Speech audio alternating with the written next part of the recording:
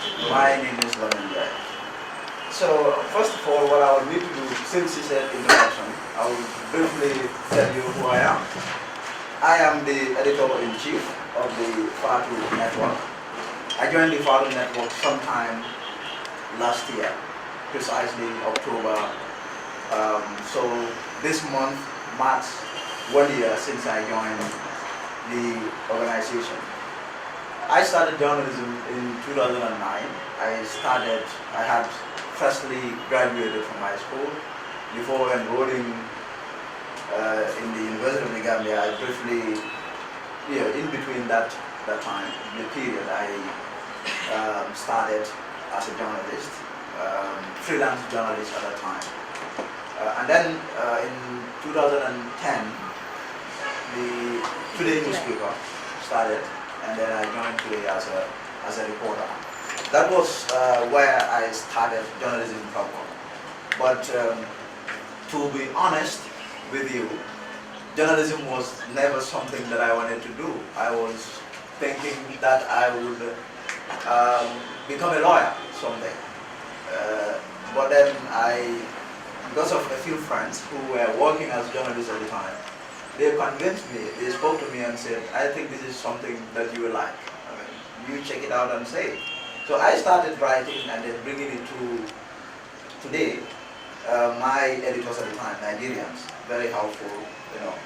They were very helpful in terms of learning how this job is done. So I was with them, Bola Adiamo, Camila Adiamo, the brothers, the Adiamo brothers. So that was where I was, and that was where I began to pick interest in this job. I began to meet people. I began to understand better issues.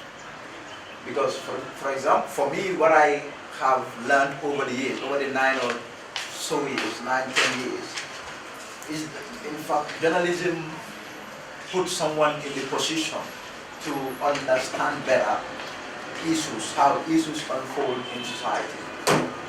Because it requires you doing a lot of research. It requires you meeting a lot of people.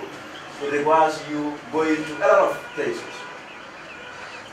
So this puts you in that position to understand, comprehend issues better, and then inform people, and then analyze, process whatever that issue is, and then analyze it, process it, and then put it out for people to also understand what really is going on. So this is what happened. I was at Today until around 2013 because the paper at some point started having some problems. I left around the middle of 2013. I was still working as a freelance reporter, and then later in around 2014, I joined the Standard. I joined the Standard around the late 2014. And I must say that also because when I left Today, I wanted to concentrate on school. But a friend of mine who was the editor at Standard then told the managing editor there, Chef William, very smart journalist, someone that all of you need to look up to, So he spoke with Sheriff and told him, well, there is this guy who I think will be a good reporter, a good member of this team. And I was invited, I was asked to write something, and then they will go through it, which I did, and I was asked to come and join the team proper. But the time, the environment was very competitive. You had all these reporters who have been in the job for many, many years, people who really understand how this job is done. So you will also have to come in and then work very hard. I was there, and then, yes, I also started doing what I could, working very hard in this job. And then sometime 2015, early 2015, when my boss at the time, Sir Boja, my editor, was appointed as Minister of Information, by Jamie. So when that actually changed a lot of things in my career as a journalist, because I was there, but at the time Sheriff left. By that time I had become a sub editor. I had started editing some stories. So when he left, the editor-in-chief at the time, I was working closely with him. It was 3 of us. And these are people who understand the job better than I did at the time. 2 of them, you had Sekujame, you had Semidabo, and I was the 3rd person. So we were there sometime very early 2015, February. Semidabo traveled to the US. And then it came down to me, and then Sekujame, and then the staff. So it came down to me, and then up to us. So what Sheriff was working in government, we started because the Standard at the time had a number of problems with the government because of our line, the editorial direction. We were a little critical. The government didn't like that at the time. You all know what occurred when Jame was here. So we were shut down a few times, and but then we wanted to stick to that line. We didn't want to change our direction as an independent newspaper, and that didn't go down well with the powers that be. You have the owner of the paper who works with government, with Yajame. So how are you going to balance that? How are you going to ensure that, well, anything that comes, be it critical or not, you are going to put it out? So we had that issue, so we needed a leader at the time, someone who would shape the future of the paper in terms of the editorial direction. So I was working one day, we were producing, me, Sekujame and the team, and then the managing director who was there, Lamin, came and invited me to his office and told me the board made a decision that I should become the editor-in-chief of the paper because Senidabo had traveled and he didn't return. So when that happened, at first it came to me as a shock because I was about, I think 25, 26 years old at the time. So I was like, no, this, I'm not sure I can do this, you know. I still thought that I needed to learn more before being elevated to such a position at the time, because editor-in-chief, that was a very high position for me at the time. That was what I thought, you know. But Sekou Jami, for example, has been in the job way before I joined, you know. A colleague, a friend, he told, because I was thinking the job was going to go to him. So when it came to me, I was shocked. And he walked to me and said, listen, he came to my office and said, listen, this is a job that we can do. You just have to, you know, have the belief and the confidence. And so I agreed, I took the job. I was appointed, I took the job. I must say challenges came. A lot of challenges. I briefly stayed in the role for about 10 months, and then I resigned because of so many factors, so many issues. On professional ground, actually, that was the reason why I resigned. And then when I quit, I moved to other newspapers. I went on to work with a number of newspapers. I worked with The Voice, for example.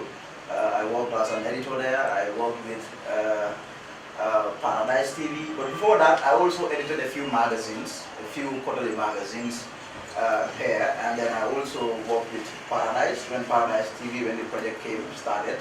I was invited as one of the editors to join the team. I stayed there briefly, about 3 months, and then I quit, I resigned. So when I resigned, I was doing some work. Briefly, I was doing some work for the GPU, and then I was again asked, you know, hired by the Fatu network to come and join. So briefly, this is my story. But I must say there were a lot of challenges, to be honest. When I started newly as a 19-year-old, 20-year-old at the time, it was very difficult. You know, the environment at the time, journalists were poorly paid at the time. You get very little. For example, working as a freelance reporter, then I preferred that at the time than being a staff reporter, for example. Because if you were a freelance reporter at the time and you were hardworking, You bring the more stories that you bring, the higher your pay. The higher your pay. At the time, it was $75 per story. That's the inside stories. Stories on the front page, you can rack up as much as 150. So if you are hardworking and you get, for example, 40 stories at a time, at the end of the month, you tend to get more money than the staff reporter. So as a staff reporter back then, it was extremely difficult. And then sometimes you have to work because you don't have $5 at a time to even pay fare to go to your office. So these are issues that, or challenges that would come your way when starting out newly. And then there are other issues also in the job. When it comes to this job, challenges are galore. You will have to come across so many difficulties because you will have to understand. Now we will get into the discussion proper. This job, journalism. Why journalism? What is journalism? That's something great. Why journalism? What is journalism? One, what is your understanding? What do you understand when it comes to this job, journalism? What do you understand? The little knowledge I have from journalism is all about disseminating information, educating, and entertaining the masses. Good. Any other understanding? What do you understand when you hear journalism? Journalism, from my own understanding, is like going to find an information, details, news, and bringing it to the general public for awareness. Good. So I think you are right. Journalism is the process or the practice of collecting, fetching, gathering, if you like, of information. But is any information that you see out there that you go to gather? No. So that is where the word vital comes in. Vital information. Because you have to understand that your role in a society as a journalist is to shape public opinion. That is a very important role that journalists play, shape public opinion. But you cannot shape public opinion, or you cannot shape people's opinion, how people think, how people react to events, with any information. It has to be information that matters, information that is essential to that event or that situation at the time. So that is where the issue of vital information comes. Journalism has been here since the beginning of time. It first started in very primitive societies where people would hear information, messengers at the time. People would hear information and then would go to the king, for example, or go to gatherings and tell them, look, this is what is happening. And out of that, people will make their judgments and their conclusions, and they will react. They will react to that event or that situation at the time.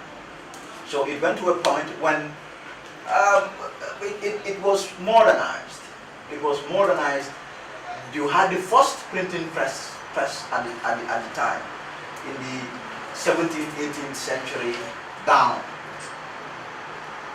So, and then it became a profession. It became a profession. Society got to a point, and then society realized that there has to be certain people whose role it is, or it would be, to raise people's level of awareness, people's level of understanding in respect of issues. That is where the practice of journalism came out of. That is how it was conceived, and that is how it started. But how do you go about this then? This job? There are elements that you need a journalist, someone who calls himself a journalist, needs to employ in order for you to achieve that objective of making people more aware and more on top of issues, for example, to make them be on top of issues that affect their lives as a people or as a nation or as a society. So now, but then there is this other thing in journalism. When you talk about vital information, yes, everyone out there wants to know, have access to vital information that affect his or her life. Everyone out there is interested in that. But you also have to understand that this word vital can sometimes be problematic, because what may be vital to you, what information may be vital for you, may not be vital to him. And the journalist is there to serve both people, but serve Mr. A and Mr. B. So how do you reconcile that as a journalist? That is also very important. So now, that is where news was also tweaked a little bit. So now, you as a journalist, whenever you want to collect or gather vital information, what you should also need to think about is, how do I make sure that this vital information is useful to both Mr. A and Mr. B? So that is where you would need to employ certain skills.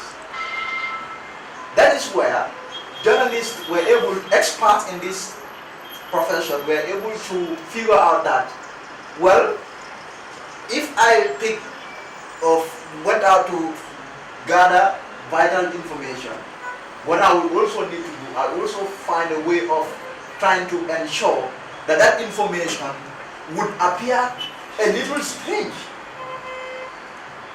A little strange. So that is what you will call news. A little strange. Because, for example, what makes people interested in information is that the information has to get to them. The information has to be something that they would find a little strange, a little unusual, for example. So that is why, for example, when a journalist goes out to a certain event, a lot of vital information you are certain you would meet. There will be a lot of vital information that will be shared at that event. But not all that information people are quite interested in. So what you will need to do, that is where your angling will come. You would need to sit and analyze the entire event and say, hey, look, what is it that when I put out there, people will be interested in? So that is why you have to be sharp with them. That is why you have to be smart as a journalist. So that is why it's also important for journalists to be very good listeners. And you've got to be analytical too. So the analytical skill of the more analytical the journalist is, the better that journalist is. Because the sooner that information is divulged, you will pick on it at that very moment as a journalist.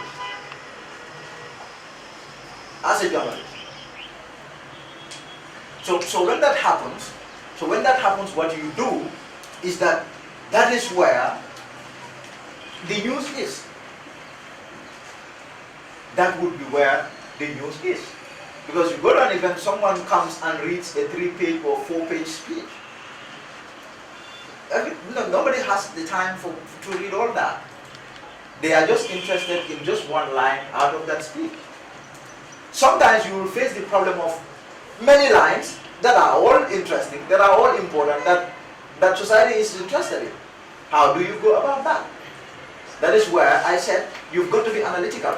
So out of that 5 or 6 or 7 lines that almost every member of society would be interested in, you will find a way of picking the most interesting, the most pouncing on the most interesting. That is where you will angle your story and then make sure that the rest follows.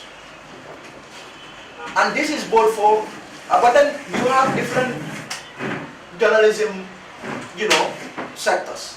You have those who would specialize, specialties. You have those who would specialize in just print. But at the end of the day, it's all the same. At the end of the day, the goal is the same. The goal is to inform. The goal is to enable people to make informed decisions and choices upon reading or upon coming into contact with your information, with the information you, the journalist, put out there. And so, these are some of the things that someone who calls himself a journalist should be put in the back of his or mind, should be aware of, should ensure that he or she, is always appreciative and cognizant of. So now, we come to the issue of how a journalist goes about doing his or her work. I think that is very important, because the dilemma that a lot of people, young people, for example, face in this country is, how do I do this job? You would see somebody who would graduate freshly from high school, and then he or she would say, or go to one newspaper, for example, or one news media organization, for example, and say, and write a small application and say, I want to be a journalist. And this is someone who doesn't have any idea as to how this job is done. How do you go about that? Of course, you will need guidance. Because what you have to understand, what obtained in the Gambian government, for example, the School of Journalism, we did not have a school, a proper school. Of course, the Gambia Press Union had a school where people were being trained as to how to go about this job. But then, that came with a lot of, there were limitations, there were a lot of successes, but not many had the opportunity to be trained by that school. So a lot of us, including myself, had to learn the hard way, on-the-job learning. And that is something that is not easy. You will need to be very alert, you will need to be very smart in order for you to break through. So now, when that happens, how do I go about this job? Because at the end of the day, it all comes down to passion. Do I really want to do this? If you've taken the decision to become a journalist, you should be prepared, you should be passionate, and you should be greedy. You should really know what you really want, and you should ask questions. If you have your editors, people who know the job, for example, then you are just about safe. You are just about safe in terms of you to becoming a good journalist. I would say it doesn't take much for one, that I would boldly say, for one to become a good journalist anywhere in the world. Number one, it will require you to be passionate about it. Number two, I don't have a degree in journalism. I do not go to school to study journalism. But that regardless, one can still go ahead and become a very good journalist. We have seen some very good journalists in other countries, more advanced and developed societies than ours. If you go to the United States, for example, Larry King, I'm sure some of you know who Larry King is. One of the best journalists that you can ever find in the world. Larry King was a school dropout. He dropped out of school. He didn't study journalism, but he went on to be the best journalist the world has ever seen. So I would say one doesn't really need a degree. It is very important though. It is very important. Now we have seen the University of the Gambia, when the University of Gambia School of Journalism started, a lot of people are being trained at the University of the Gambia, which is quite impressive, a very good development there. But some of the people who do not really have that opportunity to go to the University of Gambia and they still want to become journalists, I would say you can go ahead and you should be fine. What you would need to do, you need to have the passion, and you need to look up to certain people who have excelled in this job, who may not have gone to school to study journalism, but they've done pretty well in this field of ours. So if you have that passion, and then you have that zeal, that energy, you should be able to make a difference. But when I say you need to ask questions, who do you go to? Who do you go to ask questions? You will have to have, for example, role models in your life. And if possible, meet them. Role models, people who have done very well in this job. Meet them if possible and ask them questions. Ask them how they got to where they are. They should be able to share with you one or two things. Asking questions also would require you to be talking more, to befriend your immediate supervisors. Those who know how the job is done. They should be able to guide you, and they should be able to support you in becoming a good journalist. But then, that aside, how does one really go about doing this job? First, what you have to put at the back of your mind is that I am someone who is appointed to put out information, vital information at that, for the consumption of the greater or the larger public. That is what you have to do, put at the back of it. But you have to also put at the back of your mind, this comes with certain conditions. There are conditions around. You cannot just jump and say, I am going out to gather or collect information and send it out there. No. There are conditions as to how to go about it. That is where the issue of ethics, for example, would come in. The issue of issues or things that guide how this job is done. How does a journalist know that? How do you know that as a young or newly starting journalist? How do you know that? That is something that some people would also have a problem with. How do I know that these are the issues that I am bound by when I want to do this job, when I want to gather and collect information? So the issue of ethics is something that is quite critical, that is quite crucial in journalism. So for example, one condition that a journalist must also always put at the back of his or her mind is the condition of truth.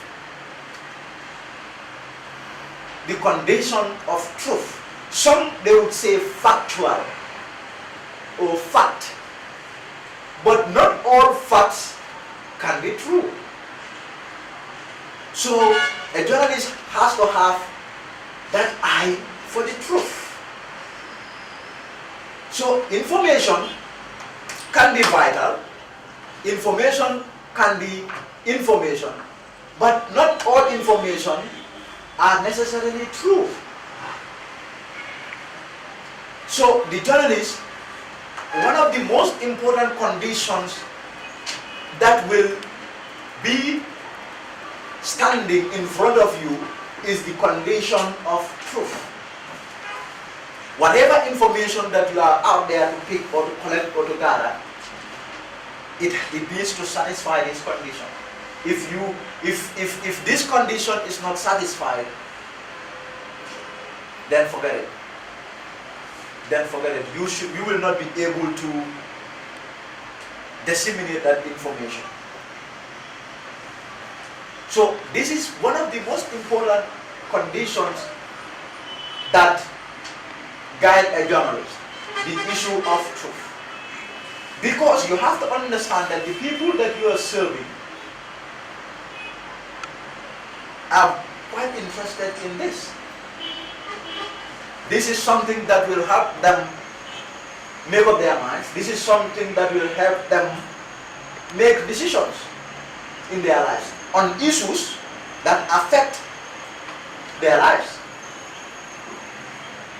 So for example, and who determines the truth? That is something also that becomes a problem. Who determines the truth? Who determines the truth? But then, now, the journalist here would determine the truth. But the journalist is also then would be tied to another condition. And that condition would be, what's the condition? Anyone? Giving facts. Given? Facts. Facts. Any others? But not bad. With bias. Not biased. You would be tied to another condition. Before you have that moral authority as a journalist to determine what is the truth and what is not the truth, you are bound by another condition. Another condition that must, you as a journalist must have. Confidence. Should be confidence. Not very bad. Understanding. Understanding would be one, but that's not the most important condition here. Independence. Independence, not very bad. Loyalty. Loyalty, not very bad. Let me try. Credibility. Well, those are all good conditions. That condition would be honesty. That's the condition that you must have. Because the very definition of truth is also problematic. What may be true to you may not be true to her. So now you as the umpire here, you as the referee here, you need to have certain virtues for you to be able to really figure out what the truth is. So that is where the issue of honesty would come in. As a journalist, you have to be very honest when it comes to how you treat information. Because you have to understand that this information is going to the larger society. Thousands of people, millions of people who have different ways of understanding, different ways of receiving information, different ways of how they understand an issue or a problem or a situation or an event. So you have to be as honest as possible in finding out, in figuring out, in establishing the truth. So if a journalist is honest in the job that he or she does, that journalist is likely to be able to establish what the truth is and what the truth is not. Now that you have that virtue, that feature in you, and you have been able to establish the truth. For example, you go to an event, and Mr. A, who has been invited to an event, comes with a speech, a very beautiful speech, and says, "Oh, this is what has happened. This is what has happened." Reporting it as it is one of the most important elements that a journalist should always put at the back of his or her mind. But also, the journalist also has a moral obligation to go a little bit further to interrogate what that Mr. A has said, whether it's true or not. So if Mr. A says, for example, a government official comes to an event and says, the government generated or made $10 million in 2017. You have a moral responsibility as a journalist to report it as it is, but you also have an obligation to go a little bit further in establishing whether that's true or not. Because that is what the society is interested in. Because if, for example, what we understand, what we know is that governments everywhere are the greatest peddlers of false news, false information. They are the greatest. So now, a journalist in this case has a responsibility to interrogate whatever a government official comes to you with. So that is where the issue of investigation will come in. How do you go about that investigation? That is also something that a lot of journalists would lose sleep over. How do I go about investigating whether this is true or not? That is where the issue of sources are very important. That is where the issue of a journalist building relationships are important. Because if you have that, it makes your job quite easier in terms of knowing what exactly happened. You have to have your eyes and ears everywhere. So now, if a journalist has that moral responsibility, or that responsibility to report an event or an issue as it is, the journalist has a responsibility to also dig a little bit deeper, not to be lazy, since now I have told you that governments, but not just governments, even members of the public sometimes are peddlers of false news, false information. So when that information comes to you, when someone calls you, for example, and say, oh, there's an accident in Boyam, 10 people died. I was there, I am a witness. You can report as it is, but you have a responsibility to dig a little bit in knowing whether 10 people died or not. Because at the end of the day, you are responsible in this very shaping of people's opinion and how people think and how people react. In this situation, who do you contact so as to get the... So when that situation comes, for example, what you have to understand in an accident situation, for example,